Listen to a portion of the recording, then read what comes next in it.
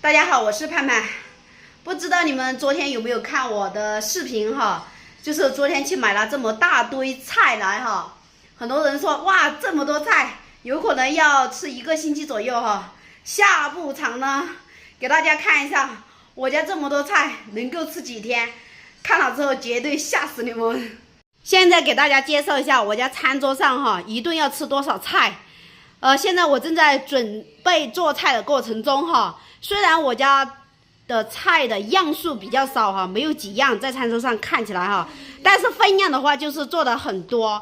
然后就是这个芋头哈，跟着这个白菜，然后一起煮一锅，相当于要煮这么一锅哈，就是得1个菜了。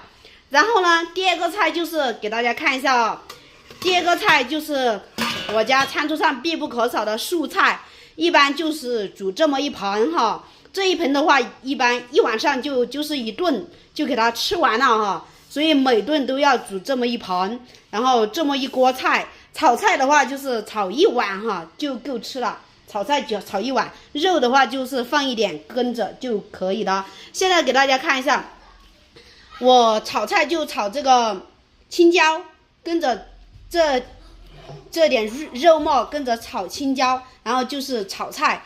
后面就是拿这个芋头跟着煮，然后弄一个水煮菜，还放一点豆腐哈，跟着煮就可以了。这是我昨天买的所有的菜哈，今天晚上把这些煮了之后全部消灭之后，就昨天买的菜就全部几乎完了哈。哦，对了，我儿子还抬了这个黄瓜哈，黄瓜下来。黄瓜也是弄了这么一盆哈，一小盆。然后再给大家看一下我家冰箱哈，原本这个冰箱是比较满的，现在的话冰箱空如也了哈，冰箱里面只剩下一点青椒，然后还有几个这个瘸子哈，剩下这个瘸子啊，我买后悔了，虽然是1亿元1斤哈，这个瘸子，但是从表面看是很好很新鲜的。但昨天我拿了一切，里面全是虫啊，气死我了。然后呢，还有一点韭菜哈就没有了。然后再给大家看一下，昨天买的肉还剩下比较多哈，肉还多。肉我婆婆拿，这个是那个是鱼肉哈冻的，人家送的鱼肉还没弄吃。肉的话还剩这么一大块。然后哈，肉几乎都没有怎样吃哈，肉还剩这么大块。